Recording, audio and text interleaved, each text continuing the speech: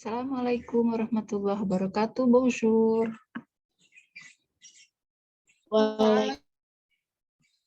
Bonjour, madame. Bonjour, madame. Bonjour, madame. Apa kabar hari ini? Vous allez bien?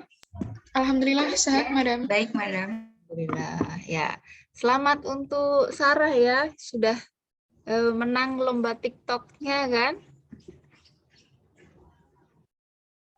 Ya, madam. Merci Dapat beaucoup. hadiah apa? Hadiahnya masih nunggu, madam. Iya. Terima kasih. Ya, selamat sudah kreatif ya. Yang lain juga kalau ada lomba, terutama nanti di sekitar bulan Maret gitu ya, sekitar bulan Maret itu biasanya sudah mulai ada lomba namanya Le Jour de la Francophonie yang mengadakan biasanya dari IFI ya, jadi lembaga di bawah kedutaan ya. Jadi siap-siap kalau mau ikut lomba, persiapan biasanya ada yang membuat video misalnya, ada yang membuat tulisan. Kalau di era seperti ini sih rata-rata mungkin lombanya lebih ke lomba-lomba digital ya. Jadi misalnya membuat video tentang tempat wisata misalnya, atau mungkin semacam kemarin yang TikTok, bagaimana belajar bahasa Perancis dalam era digital atau dalam era pandemi gitu. Jadi rata-rata sih kalau sekarang temanya lebih ke penggunaan digital gitu, dengan aplikasi ataupun sosial media, Instagram dan TikTok misalnya. Jadi kalau mau ikut lomba lagi, persiapkan diri dari sekarang. Sekitar mungkin Februari, Maret itu sudah ada pengumuman biasanya. Jadi soyez actif ya, pour améliorer votre capacité, votre qualité, même en français ou bien en teknologi. Tidak dapat kita pisahkan bahwa saat ini teknologi berperan besar dalam pembelajaran, dalam proses pembelajaran misalnya ya, apalagi kita sudah mengalami 2 tahun ini penggunaan teknologi untuk membantu proses pembelajaran kalian. Vous êtes maintenant troisième, jadi mengalami mulai dari akhir SMA kelas 12 ya, kelas 12 semester 1, semester 2 dan sekarang semester 3 ya, 4 semester berturut-turut menggunakan model pembelajaran daring ya, online, yang tentu tidak dapat dipisahkan dengan teknologi. Jadi sekarang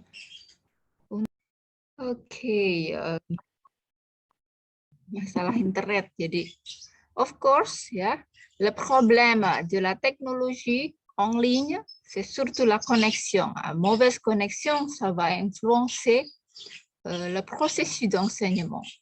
Et par exemple maintenant, ya, terutama kalau teknologi menggunakan internet, tentu jaringan adalah hal yang utama yang mungkin terjadi, yang dapat mengganggu ya terjadinya proses pembelajaran yang tidak lancar.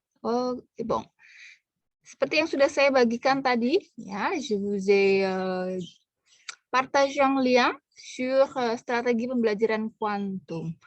Siapa yang mau memberanikan diri? Pembelajaran kuantum, pembelajaran yang mempunyai ciri seperti apa pembelajaran kuantum itu?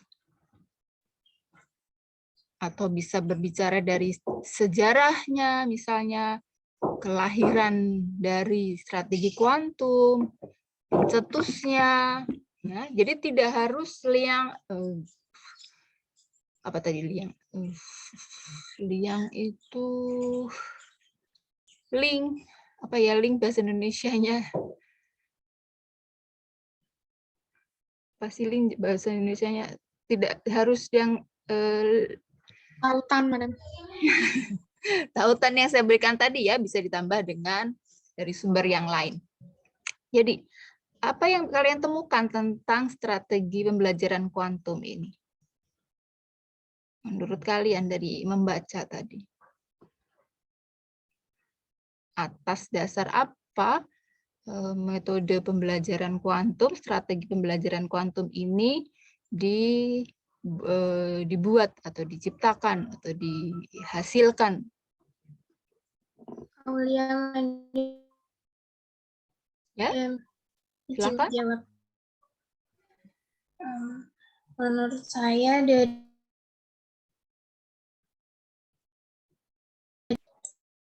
untuk peserta didik sendiri, peserta didik dirangsang untuk aktif mengamati, terus menyesuaikan teori dengan kenyataan pembelajaran, kemudian bisa mencoba melakukan eksperimennya secara mandiri.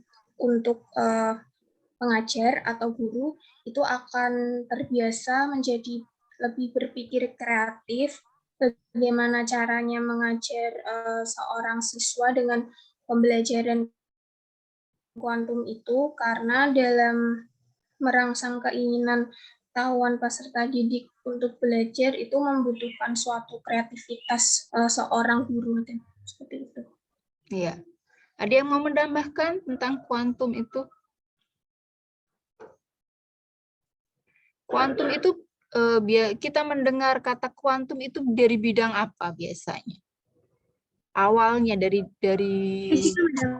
ya fisika ya, dari bidang fisika ya, yang berarti adanya interaksi ya kan, energi menjadi cahaya, itu kuantum. Nah, sedangkan pembelajaran kuantum dalam bidang pembelajaran ya, dalam definisi dalam bidang pembelajaran ya, kuantum, model pembelajaran kuantum adalah ya penggunaan bermacam-macam interaksi ya dalam kegiatan belajar ya. Apa ya tujuan interaksi ini? Untuk tadi, kalau di bidang fisika ya, itu interaksi itu digunakan untuk mengubah energi menjadi cahaya, tapi kalau dalam bidang pembelajaran, dalam strategi pembelajaran ya, interaksi yang digunakan ya, guru pada siswa, siswa kepada siswa yang lain, ya, siswa kepada guru, ya, itu digunakan untuk mengubah kemampuan dan bakat alamiah baik dari guru dan siswa, sehingga mengubah bakat yang sudah dimiliki dan pengetahuan yang sudah dimiliki itu ya dapat memberikan manfaat bagi proses pembelajaran yang efektif dan efisien. Jadi kuantum yang awalnya dikenal dalam bidang fisika, dalam bidang sains ya, yang secara arti yaitu mengubah ada interaksi yang untuk mengubah energi menjadi cahaya ya, itu adalah definisi secara teknik di bidang fisika. Tapi kalau dalam bidang pembelajaran berarti ya mengubah kemampuan dan bakat dari guru ya dan siswa ya, agar bermanfaat ya bagi kemajuan dalam proses pembelajaran. Ada yang menambahkan lagi tentang strategi pembelajaran kuantum? Nailis, Madam. Ya, silakan Nailis. Menurut saya pembelajaran kuantum itu lebih banyak interaksinya antara guru dan murid, sehingga menjadikan kelas itu lebih apa ya, Madam, lebih nyaman gitu. Jadi tidak banyak bengongnya. Jadi murid pun juga tidak terdiam lama mungkin untuk memikirkan materinya, itu tidak terlalu berat begitu, Madam. Ada selalu ada interaksi yang diberikan siswa. Seperti itu, Madam. Iya, ya. Jadi memang tujuan dalam proses pembelajaran, terutama kita berbicara dalam kuantum, adalah mengoptimalkan sarana ya, lingkungan, kemudian pengetahuan yang sudah dimiliki siswa ya, metode ya untuk mengefektifkan pembelajaran. Dan kuantum ini mencakup aspek-aspek dalam hal peningkatan kemampuan ya yang berhubungan dengan fungsi otak. Jadi kuantum yang memang awalnya di bidang fisika ini mencoba ya menghubungkan teori yang berhubungan dengan neuro ya, syaraf yang ada di dalam otak dengan pembelajaran ya. Nah, jadi bagaimana guru ya dapat merangsang otak ya, merangsang otak peserta didik ya agar dapat berkembang ya. Kemudian dapat meningkatkan respon-respon positif ya sehingga tercipta pembelajaran yang menarik. Nah, cara-cara yang digunakan untuk meningkatkan kerja dan merangsang fungsi otak, syaraf otak dari siswa itu kita dapat menggunakan berbagai media.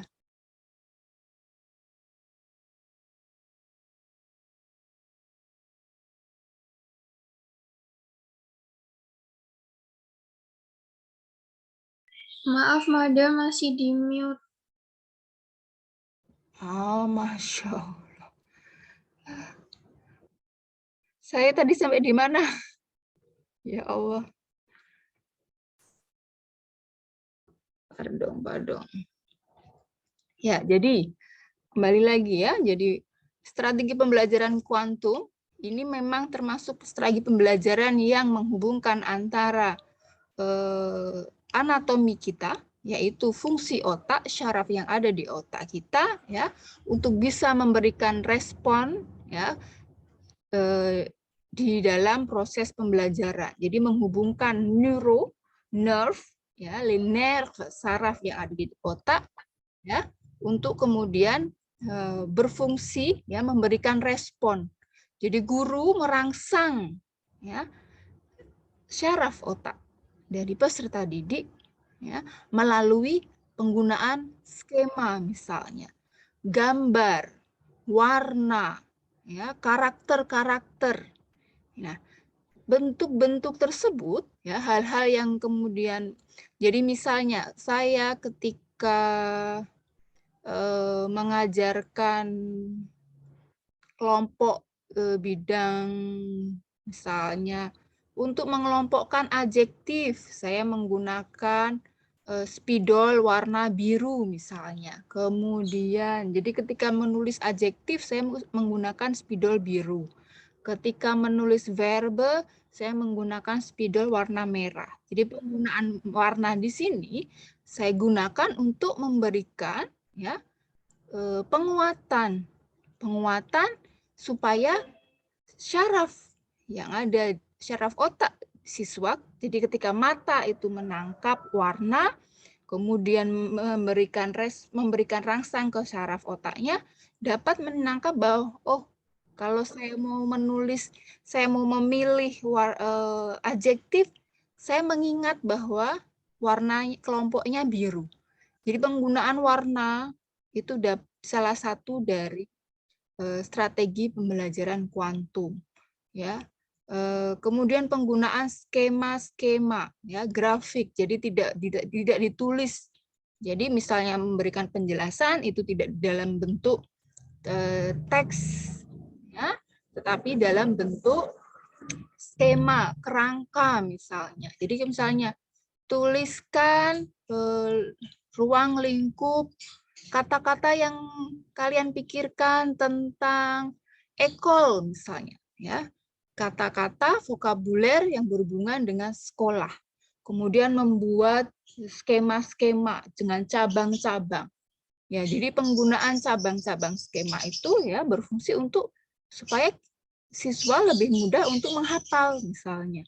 Jadi tidak dibuat dalam bentuk teks, ya, dokumen tertulis dengan kalimat-kalimat panjang, tapi penggunaan karakter-karakter yang berbeda, warna yang berbeda, skema, itu digunakan untuk merangsang fungsi otak. Jadi dari mata kemudian mengirim ke otak dan menyimpan. Jadi seperti dari asalnya, jadi mengubah, ya, jadi ada fungsi mengubah dari pandangan, ya, dari visual yang ditangkap, kemudian mengirim ke memorinya. Jadi strategi kuantum itu mengefektifkan bagaimana sistem kerja otak siswa, ya, untuk dapat menyimpan dan kemudian memberikan respon dan mengingat. Jadi proses mengingat, kemudian memberikan respon itu. Ya, jadi memang dalam pembelajaran kuantum, ya, itu mengoptimalkan baik dari diri siswa, ya, diri itu berhubungan dengan emosi, dengan perasaan, ya, emosi, perasaan, kemudian kerja otaknya, ya kan, cara dia dapat berpikir logis, sistematis. Jadi ketika misalnya kalian ingin belajar tentang pengelompokan kosakata tadi misalnya, mengingat bahwa adjektif itu kelompok berwarna biru, verbal kelompok berwarna merah, kemudian kalian memasukkan itu dalam otak kalian, ya, dan membuat, ya, secara sistematif dalam ingatan kalian bagaimana mengelompokkan, menempatkan kata sifat itu. Dan ketika kemudian mempraktikannya, kalian mengingat, oh, kalau saya mau cari adjektif, berarti saya harus mengingat yang warna biru tadi. Kalau saya mau mencari verba, saya harus mengingat kelompok yang berwarna merah. Jadi penggunaan hal-hal yang mancing itu secara visual, ya, itu membantu dalam proses belajarnya, strategi belajarnya. Ya, jadi menanamkan, ya, hal-hal yang berhubungan teori itu dalam bentuk skema gambar, ya, visual, ya, karakter yang menonjol itu misalnya. Jadi kemudian memasukkan, jadi pemberian komongtongdi, memahami bagaimana guru kemudian harus dapat memahami emosi siswa saat ini ketika misalnya dalam proses pembelajaran daring dengan pembelajaran secara nyata tentu memiliki emosi yang berbeda, ya. Ketika kita bertemu belajar dalam proses pembelajaran yang nyata, itu tentu memiliki ikatan yang lebih kuat, ya kan? Dalam hal kalian mau bertanya, ya, tanpa halangan, nggak ada masalah dengan koneksi misalnya, ya kan? Berbelajar bersama itu memunculkan perasaan lebih tenang, lebih nyaman gitu. Jika misalnya tidak memiliki kesungkanan bertanya kepada guru misalnya terjadi, ya, dapat bertanya kepada siswa, itu kan hal-hal yang teman yang lain itu yang mungkin tidak dapat dilakukan ketika dalam model pembelajaran daring. Jadi pembelajaran kuantum itu bagaimana guru memahami, ya, emosi siswa, ya, perasaan siswa, ya, kemudian memberikan rangsang secara visual sehingga siswa dapat menyimpan dalam syaraf otaknya, membantu siswa bagaimana mengelompokkan, ya, informasi-informasi yang diterima, ya. Dan ketika siswa kemudian berhasil komongtongji berhasil memecahkan sebuah masalah, ya, berhasil menyelesaikan tugas, ya, guru juga tidak segan memberikan pujian. Jadi model pembelajaran kuantum ini sebuah pembelajaran yang menurut saya yang holistik, ya. Holistik itu menyeluruh, tidak berproses sekedar dari penyampaian informasi pengetahuan saja, ya, dari guru kepada siswa, tapi bagaimana mengoptimalkan, ya, sarana yang ada di kelas. Nah, tadi ketika kita akan membantu siswa, ya, supaya bisa berpikir sistematis, logis, dan menyimpan informasi dalam otaknya itu secara sistematis juga, ya, lingkungan itu sangat berpengaruh. Sehingga ketika proses pembelajaran, tentu jika kita belajar pada sebuah kelas nyata, ya, tentu kelas itu harus dibuat sedemikian rupa sehingga siswa lingkungan itu memberikan efek positif untuk siswa beraktivitas. Jadi kalau misalnya dalam kelas produksi oral misalnya, kelas tidak dibuat dalam bentuk klasikal, semua mengarah ke depan, semua berpusat kepada guru di depan, kalian duduk berhadapan gitu, ya, dengan guru, bukan, tapi misalnya dibuat dalam bentuk U misalnya, atau bentuk O misalnya, satu sama lain dapat saling memandang, gitu ya, dan guru dapat bergerak mendekati siswa. Ya, fungsinya bergerak mendekati siswa misalnya itu apa? Ya, mengetahui apakah dia paham atau tidak, memberikan rangsangan, misalnya menyentuh, ya, ketika bertanya, bersalaman, ya, itu digunakan untuk membantu supaya siswa mampu menyimpan informasi pengetahuan ya secara sistematis. Ya, jadi memang dalam strategi kuantum tentu lingkungan harus dibuat senyaman mungkin ya, karena lingkungan ini akan memberikan efek agar siswa dapat berpikir atau menyimpan informasi secara sistematis dan logis gitu. Dan tentu guru harus mampu menggali ya, pengetahuan yang sudah dimiliki oleh siswa dan membawa ke dalam materi pembelajaran yang itu tentu tidak mudah. Satu sama lain memiliki pengetahuan yang berbeda. Tapi kuantum ini, ya, strategi kuantum ini seperti saya tadi sampaikan adalah sebuah pelajaran yang menyeluruh. Jadi tidak hanya guru, pengetahuan yang dimiliki guru, tapi pengetahuan yang dimiliki siswa ya digunakan untuk membantu proses pembelajaran. Ya, jadi misalnya ketika belajar tentang apa ya kalau dalam bahasa Prancis misalnya tentang kala ya, yang sederhana, tentang kala, tentang tong misalnya. Nah, sebelum berbicara tentang jenis-jenis kala dalam bahasa Prancis, guru dapat meminta ya kepada siswa untuk apa yang mereka ketahui sih tentang kala waktu. Atau apakah dalam bahasa Indonesia kita mengenal pembagian kala waktu, ya, penggunaan bentuk struktur yang berbeda dalam kala waktu.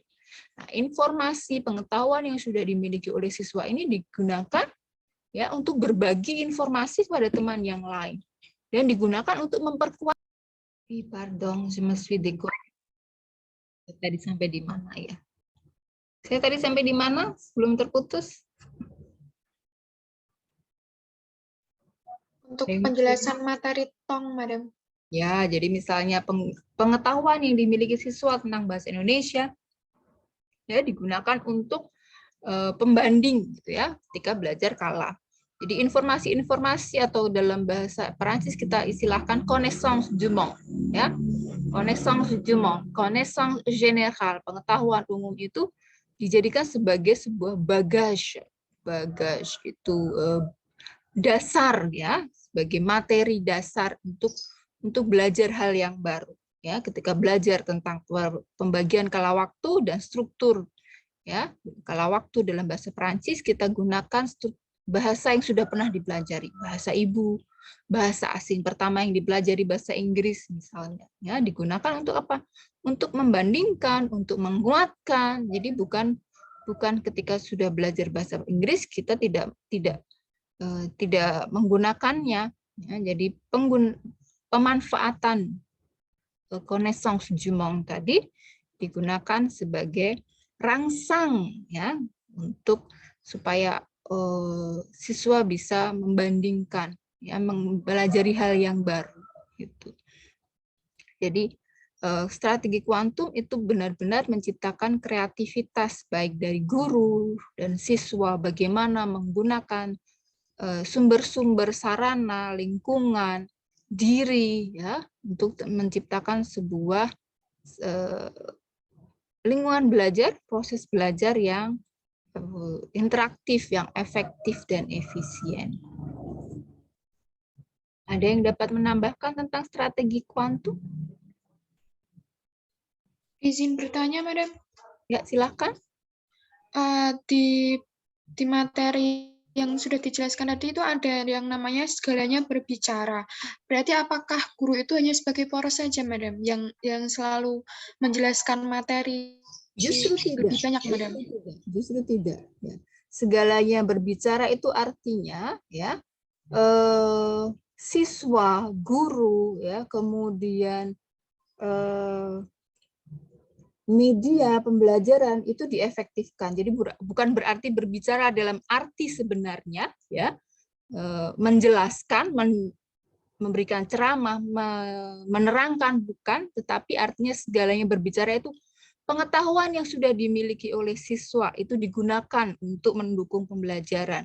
Media yang digunakan, ya, jadi mengaktifkan, mengefektifkan, menggunakan media-media yang berbeda penggunaan kalau kita berbicara dalam daring misalnya ya, penggunaan teknologi digital, penggunaan sumber-sumber dari internet, kemudian tadi dari diri siswa itu sendiri, ya, bagaimana perasaannya, bagaimana emosinya, bagaimana memunculkan simpati siswa, ya, dan merangsang sistem sarafnya itu dalam proses pembelajaran. Jadi artinya semua berbicara itu artinya mengefektifkan, ya, baik dari diri, ya, fisik, ya, guru dan siswa, guru sebagai fasilitator, ya, kemudian siswa sebagai peserta didik, ya, dan mampu mengaktifkan, ya, siswa pengetahuan yang sudah dimiliki gitu. Jadi yang berbicara bukan dalam arti sebenarnya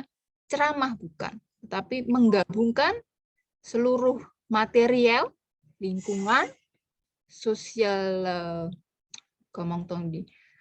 psikologi sosial siswa, ya, kemudian kemampuan guru, ya, pengetahuan guru dalam hal materi, ya, menjelaskan dan bagaimana mampu menggunakan media pembelajaran yang tepat untuk mendukung sebuah proses pembelajaran, itu strategi kuantum. Ya, jadi misalnya memunculkan emosi siswa itu misalnya bagaimana? Bagaimana siswa itu dapat menunjukkan simpati. Jadi bagaimana ketika diberikan situasi-situasi, ya, contoh-contoh situasi yang kemudian tujuan pembelajarannya adalah misalnya belajar remercier, ya, belajar berterima kasih, belajar menyatakan maaf, ya, s'excuser dalam bahasa Perancis. Nah, guru menciptakan sebuah situasi-situasi sehingga siswa itu mampu menunjukkan simpatinya dan menunjukkan dalam bahasa Perancis. Jadi misalnya, bagaimana jika Anda diberi kado oleh teman, ya, apa yang kalian rasakan? Mereka dapat menjelaskan perasaannya ketika diberi kado teman. Apa yang harus diucapkan? Jadi merangsang emosinya, ya, mengetahui, ya, mungkin satu dengan yang lain berbeda, ya. Jadi bagaimana siswa mampu mengungkapkan emosi dalam hal dirinya, ya, kemudian mampu menyatakan dalam bahasa asing, dalam bahasa Perancis. Kita konteksnya dalam belajar bahasa Perancis, ya, itu. Jadi semua berbicara itu bagaimana mengaktifkan sosioafektif dari diri siswa, ya, memunculkan perasaan siswa, kemudian mengaktifkan sarana lingkungan, ya, bagaimana memanfaatkan media pembelajarannya, bagaimana menyimpan, cara guru membantu siswa bisa menyimpan informasi secara sistematis, ya, dalam otaknya. Itu artinya semua berbicara. Jadi semua digunakan untuk mendukung proses pembelajaran yang efektif. Dalam strategi pembelajaran kuantum, guru bukanlah sebagai center, ya, bukan sebagai pemberi informasi dan segala yang sebagai pusat pembelajaran, bukan. Guru sebagai fasilitator, ya. Jadi seluruh kelas, ya, tidak menjadi di bawah guru, bukan di bawah guru. Guru membantu, ya, fasilitator itu artinya memberi media, kan, sebagai perantara, ya. Jadi ketika menyampaikan informasi sebuah materi pembelajaran, ya, dan mengaktifkan siswa, bagaimana siswa mampu memberi contoh misalnya, mampu memberikan pendapatnya misalnya, ya, mau berani bertanya misalnya, yaitu strategi pembelajaran kuantum. Bagaimana guru menciptakan skema-skema, ya, gambar-gambar, visual, kemudian audio misalnya. Ketika kita belajar menyimak tentu tidak lepas dari audio, ya. Nah, bagaimana audio, ya, supaya kemampuan menangkap kosakata dalam audio itu, ya, dapat disimpan dan dipahami oleh siswa. Kemudian mampu menyampaikan apa isi dalam dokumen audio itu. Jadi penggunaan dokumen audio, ya, dokumen visual, penggunaan skema, kerangka, gambar, tabel, itu justru itulah yang digunakan dalam strategi pembelajaran kuantum. bukan yang saat ini saya gunakan, itu bukan kuantum karena saya menjelaskan secara klasikal sebenarnya, ya kan? Jadi bagaimana penggunaan berbagai media, pengefektifan lingkungan dan sarana belajar sehingga tercipta sebuah pembelajaran yang menyeluruh, efektif dan efisien. Ada yang mau menambahkan informasi yang belum saya sampaikan? Baik, Madam. Terima kasih. Berarti itu sama aja nih ya, Madam. Selalu memberikan rangsangan setiap kali pertemuan seperti itu, Madam. Betul, ya. Dan yang jelas dalam strategi pembelajaran kuantum tidak lepas dari penggunaan media pembelajaran. Jadi itu tadi ya, seperti sebuah brain mapping, kalau pernah mendengar ya, brain mapping. Brain mapping itu bagian dari kuantum. Brain mapping itu kan bagaimana otak itu bisa membuat sebuah skema, ya kan? Tadi misalnya, oh saya mau mengelompokkan kosakata, saya mau mengelompokkan verbe, saya mau mengelompokkan kala waktu. Nah, brain mapping ini ya dirangsang oleh guru. Ya, bagaimana guru mampu membuat siswa itu mengelompokkan informasi dalam otak mereka, dan ketika harus mengeluarkan informasi itu mereka dapat mengingat secara mudah, secara efektif itu. Jadi tidak lepas dari sebuah media pembelajaran. Jadi model pembelajaran kuantum harus ada ya penggunaan media pembelajaran ya yang berbeda ya sesuai dengan materi yang dia pelajari misalnya, dengan tujuan yang ingin dicapai misalnya gitu. Ada pertanyaan lagi? Merci, Madam. Merci. Atau ada yang mau menambahkan ya? Silakan. Madam izin menambahkan dan bertanya. Berdasarkan dari web yang saya baca, faktor yang mendukung kegiatan pembelajaran quantum teaching learning itu adalah sifat-sifat guru yang humoris, supel, membawa positif suasana, tulus, spontan, menarik, dan tertarik.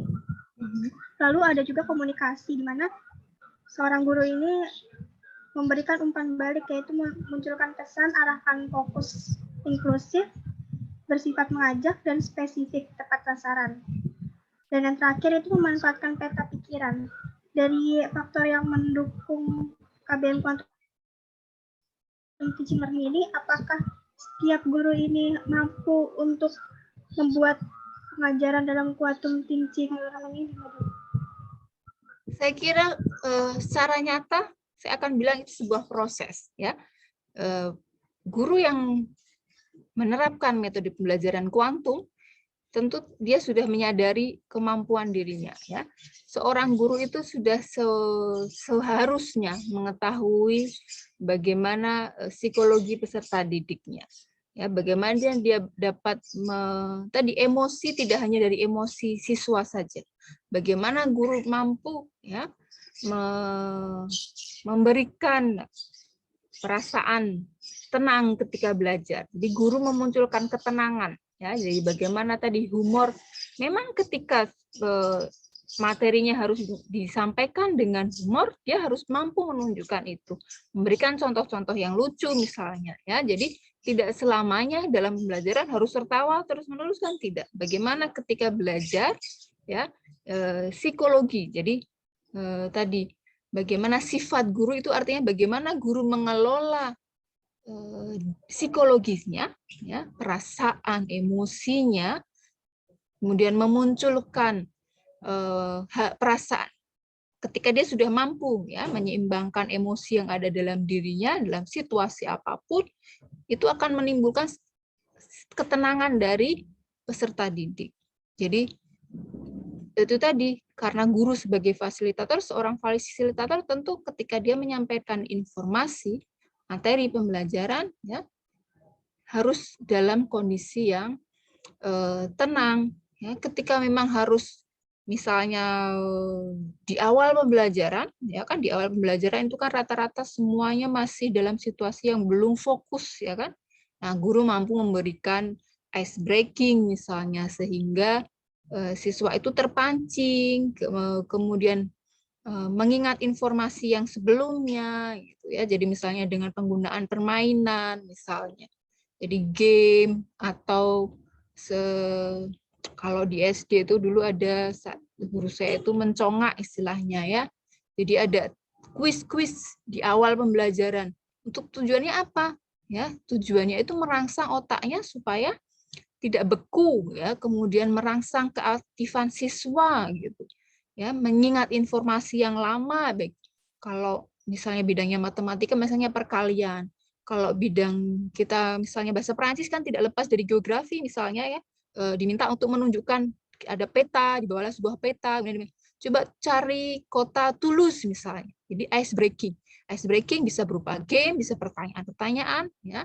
Ya itu digunakan untuk merangsang awal pembelajaran misalnya seperti itu. Jadi psikologis ya, psikologis itu kan berhubungan apa saja. Senang, susah ya kan?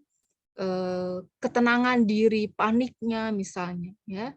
Jadi hal-hal yang berhubungan dengan psikologi guru itu tentu akan membawa pengaruh pada pembelajaran. Nah, itulah yang dibutuhkan sebagai seorang pengajar. Bagaimana kalian mengelola emosi. Ya, tadi yang terakhir yang saya ingat itu kan ada peta otak atau apa tadi Sarah? Yang bagian kelima atau berapa tadi? Pemetaan tadi. Bagian ketiga, Madam. Untuk mendukung pembelajaran kuantum ini memanfaatkan peta pikiran atau mind mapping. Pikiran tadi atau brain mapping tadi. Nah, guru mengelola brain mapping tadi dengan itu tadi yang saya bilang, penggunaan skema. Ya, tujuannya apa? Ketika mentransfer dari kalimat panjang menjadi sebuah skema, ya, rangsang visualnya itu lebih mudah ditangkap. Jadi ketika kalian membaca teks dibanding melihat gambar, ya, itu lebih mudah menyimpan informasi dalam bentuk gambar. Ya kan? Ketika kalian nonton film tentang misalnya apa? G30 SPKI misalnya, nonton film G30 SPKI. Itu mungkin lebih menarik dan lebih bisa diingat daripada ketika kalian harus baca buku sejarah. Iya atau enggak? Ya kan?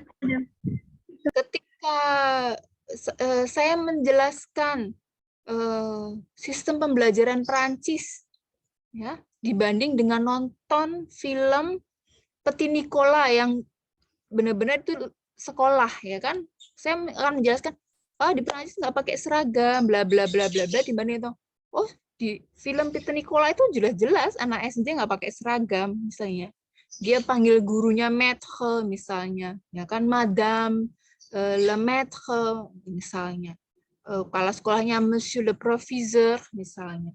Itu lebih mudah ya, jadi visual itu ya secara saintifik lebih mudah ditangkap dan disimpan sebagai informasi dibandingkan kita harus membaca teks atau mendengarkan penjelasan yang panjang. Itu tadi. Pemetaan informasi itu ya dilakukan dengan penggunaan media ya, baik dari gambar ya, secara visual ya, penggunaan karakter yang berbeda. Visual itu bisa dari karakter. Kalau misalnya memang informasi itu berbentuk tulisan, jadi bagaimana tulisan itu mampu ya, ditangkap sebagai sebuah informasi yang menarik, yang berbeda satu dengan yang lainnya sehingga dapat dikelompokkan. Yaitulah pemetaan informasi. Bagaimana ketika kalian itu membaca buku taksi, misalnya buku gramer gitu ya, itu panjang gitu ya, kemudian kalian meringkas sendiri. Jadi misalnya kalian sebagai siswa ingin menerapkan strategi belajar kuantum, itu kemudian ketika mencatat berupa catatan-catatan panjang kalimat, tapi kemudian meringkas menjadi skema, itu berarti kalian membantu bagaimana memetakan informasi yang kemudian dimasukkan dalam otak. Jadi brain mapping itu tadi. Ya, jadi brain mapping ya memetakan otak dengan informasi yang berbeda. Jadi kalian juga mampu ya, kalau kita anggap sebagai sebuah motherboard gitu ya, komputer ada motherboardnya, di dalamnya ada bagian-bagian lagi. Bagaimana otak itu dibuat dalam folder-folder. Nah, folder-folder itu kalian sendiri yang memetakan. Kalian akan membagi menjadi berapa folder. Kalau saya misalnya akan saya bagi menjadi folder COCE, ya misalnya POPE misalnya. Kemudian bagian geografi misalnya. Jadi setiap orang dapat melakukan pemetaan informasi yang berbeda pada otaknya, pada neuronya, nerve-nya. Gitu, ya. Jadi kalau kita berbicara pada strategi mengajar kuantum, itu berarti lebih berfokus bagaimana guru ya mengaktifkan seluruh media pembelajaran, ya tahap-tahap proses-proses yang mendukung ya, bagaimana guru mencapai tujuan belajarnya, tujuan pengajarannya dengan penggunaan berbagai rangsang media, ya lingkungan, menciptakan lingkungan yang nyaman, kemudian mengaktifkan siswa dengan berbagai aktivitas, dengan berbagai kerja yang memicu keaktifan siswa, itu berarti strategi mengajar kuantum. Tapi kalau dari sisi kalian strategi belajar ya, kuantum, jadi bagaimana kalian mampu memetakan informasi yang sudah kalian terima, kemudian memasukkan itu dalam otak kalian dan memetakan informasi itu. Dan kemudian ketika memerlukan informasi tersebut, kalian mampu memilih pada folder mana, pada kotak peta mana saya mampu mengambil informasi itu. Jadi pembelajaran kuantum bisa dari sisi guru, bisa dari sisi siswa. Bagaimana guru menerapkan dan mengaktifkan seluruh sarana-prasarana diri, ya. Jadi fisik, sosial, afektifnya ya digunakan.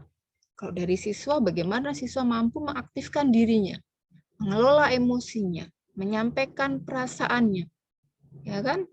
Dan bagaimana dia mampu menyimpan informasi. Jadi tentu kalau pembelajaran kuantum tidak dapat guru sendiri. Siswa harus mampu. Ketika saya menjelaskan tentang bentuk-bentuk Remer-Simon misalnya, ya, satu dengan yang lainnya mungkin akan membuat catatan yang berbeda.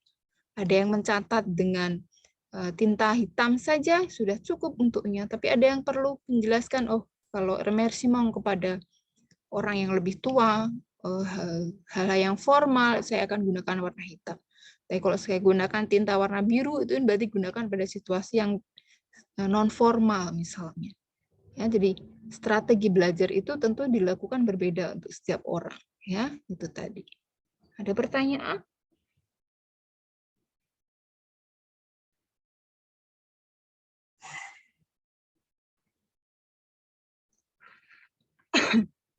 Tidak, Madam. Terima kasih atas penjelasannya, Madam. Dari yang ada yang akan menambahkan informasi, mungkin mendapatkan sumber yang lainnya, bisa aktifkan sebentar kameranya.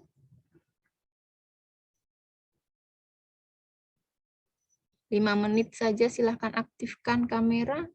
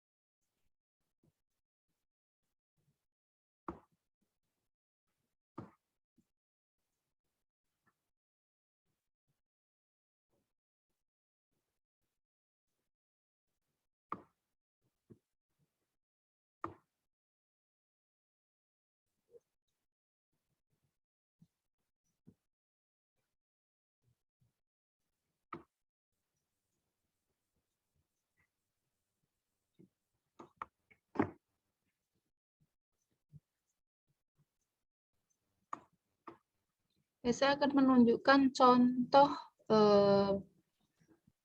autoevaluation yang digunakan dalam metakognitif, ya, yang strategi metakognitif yang menggunakan pembelajaran autoevaluation. Contohnya, semoga bisa terlihat.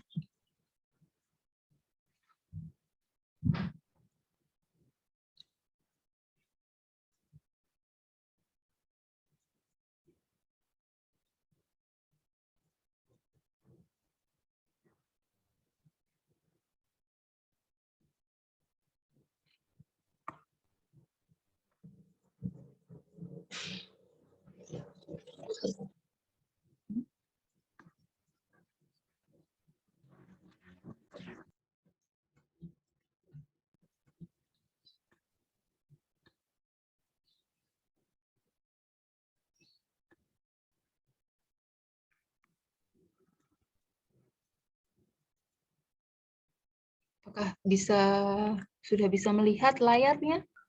Sudah, Madam. Ini salah satu. Jadi ada skripsi kakak tingkat, ya.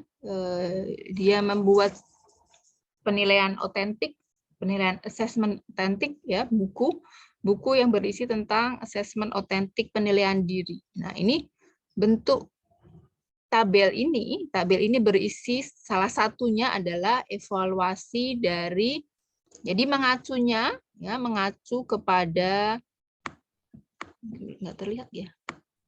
Ini yang menyimak kompetensi dasar 3.1 nampak nggak? Lihat, Madam. Ya, jadi Lihat, Madam. jadi tabel ini mengacu kepada materi di tingkat SMA. Jadi bahasa Perancis di tingkat SMA. Kalian dapat mengetahui itu dari kata menyimak, itu dari keterampilan menyimak, ya, mendengarkan, menyimak kompetensi dasar 3.1. Ini kalian akan bisa mengetahui apa sih yang dimaksud dengan kompetensi dasar. Itu nanti ketika sudah belajar tentang RPP, bagian-bagian dari RPP. Nah, kakak tingkat ini, ya, membuat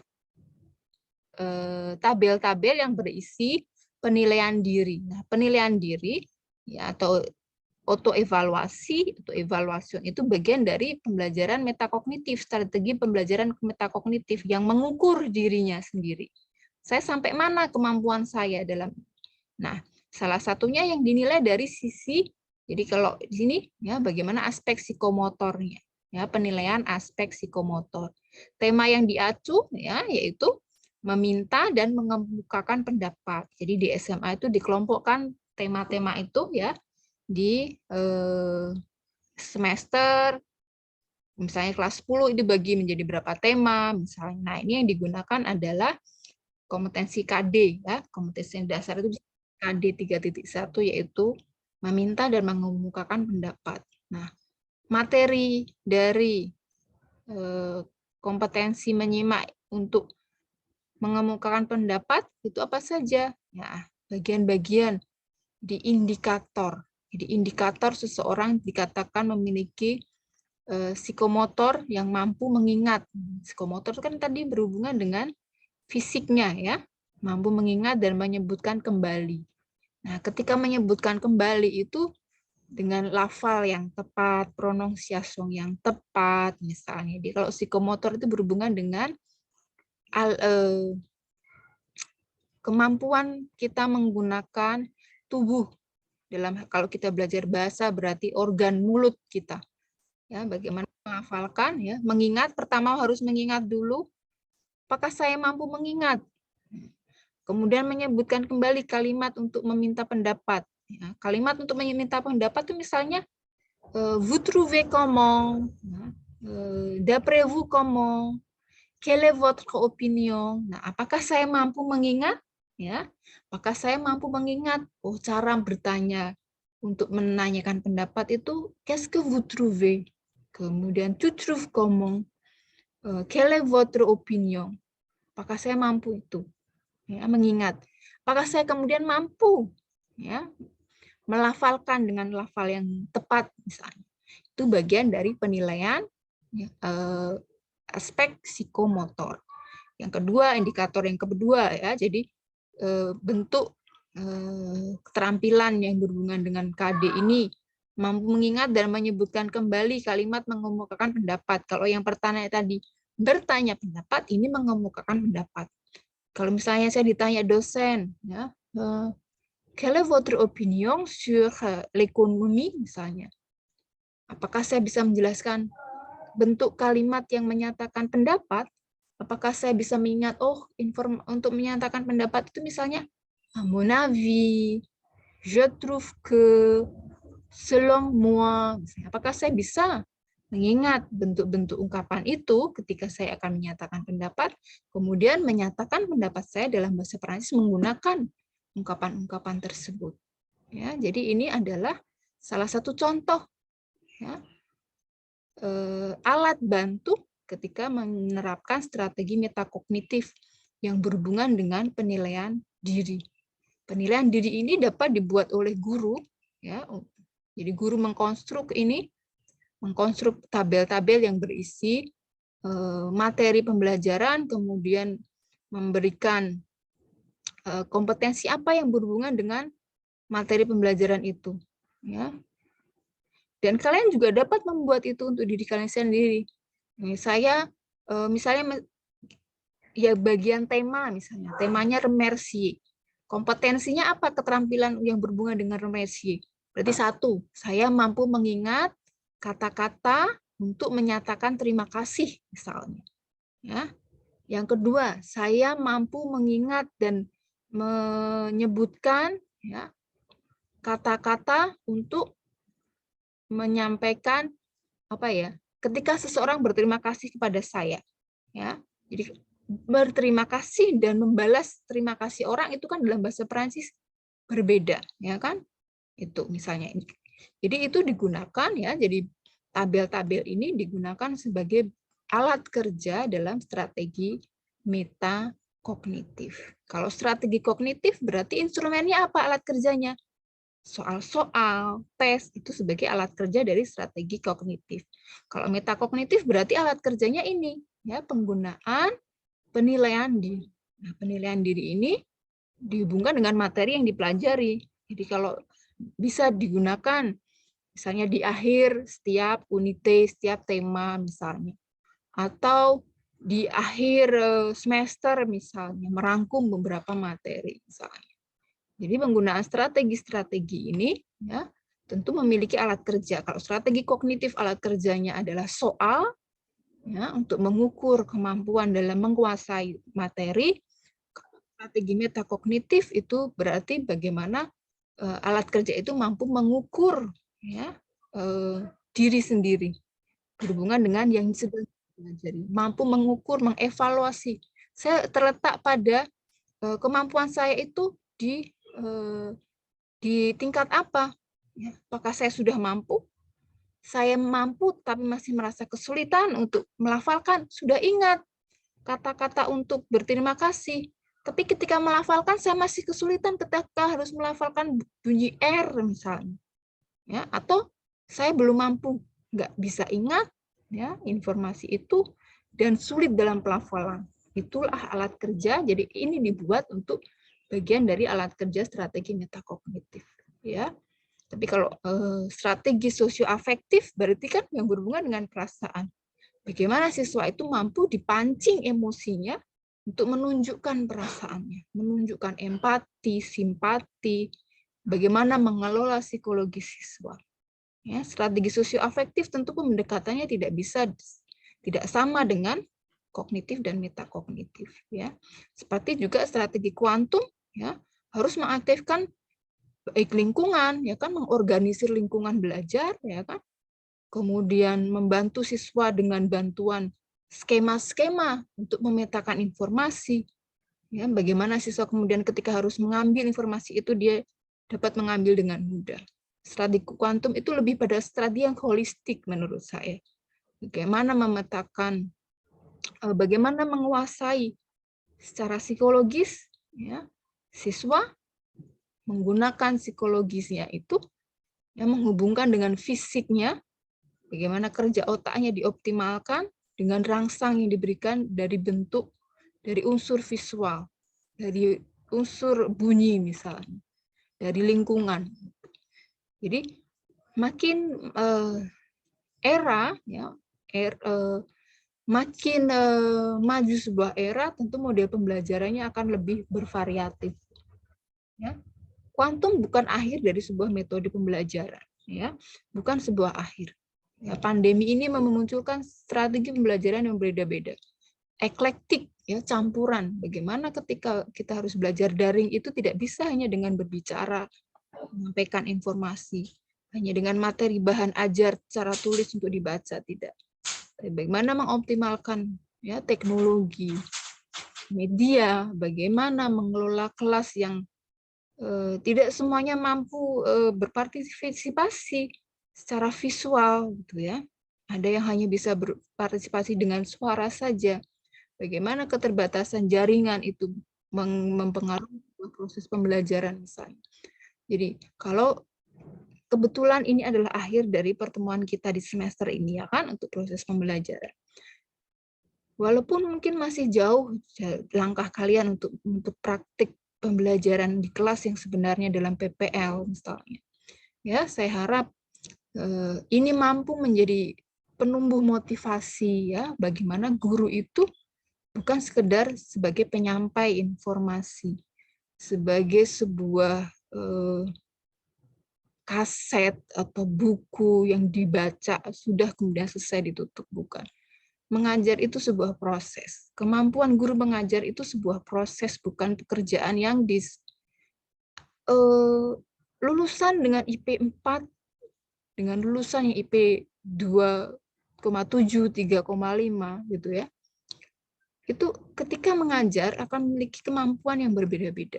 Tidak dapat seorang yang lulus kemudian akan memiliki kompetensi mengajar yang sangat baik, tidak.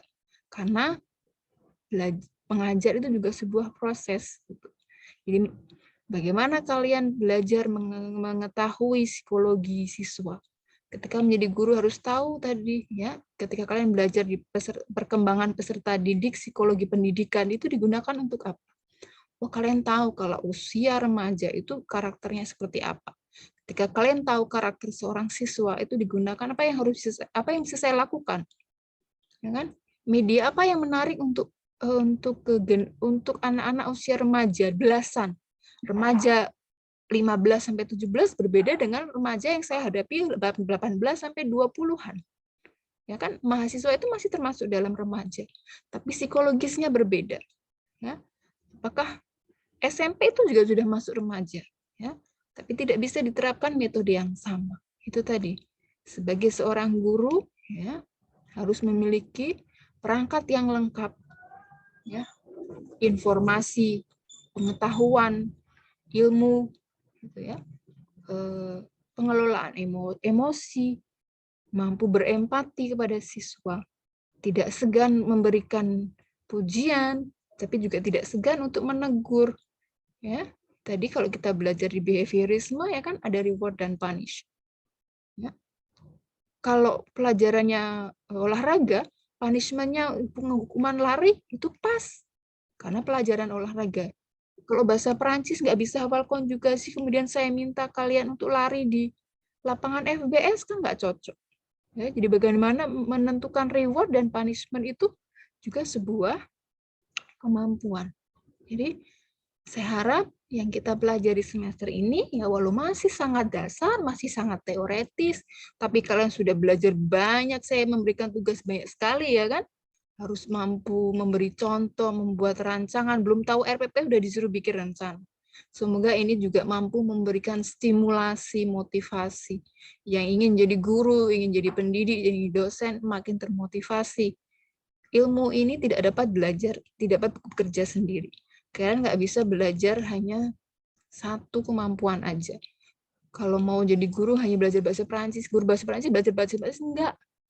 Itu tadi. Ya, materi kuliah yang sudah dipelajari di MKU, di Prodi, itu digunakan secara integral, menyatu. Jadi kalau belajar, ya semua yang dipelajari ini sebagai sebuah connaissance du monde, yang saya bilang tadi. Pengetahuan itu sebagai dasar untuk belajar hal yang baru. Pengetahuan yang diperoleh itu sebagai dasar untuk belajar hal yang baru, untuk bisa menjadi pembanding. di connaissance du monde itu wajib ya. Tadi kalian bisa sebelum jadi guru sudah bisa pakai strategi-strategi ini, strategi belajar kalian sendiri. Metakognitif untuk kalian sendiri, kalian buat tabel penilaian diri. Saya sudah mampu di level apa ya di tema ini misalnya. Itu tadi ya. Ya, je dépasse le temps, saya sudah melewati waktu. Merci pour aujourd'hui. Ini pertemuan terakhir kita sebelum tes. Semoga bermanfaat. Kita semoga semester depan bisa bertemu secara langsung. Ya, akan lebih mantap. Baik bahasa Perancis atau materi yang lainnya. Bertemu dengan teman sebenarnya, gitu ya. Berkenalan sebenarnya. Semoga situasi menjadi lebih baik. Ya. Merci pour aujourd'hui. Assalamualaikum warahmatullahi wabarakatuh. Waalaikumsalam. Waalaikumsalam warahmatullahi Merci, Madam. wabarakatuh. Merci, Madam. Merci, Madam.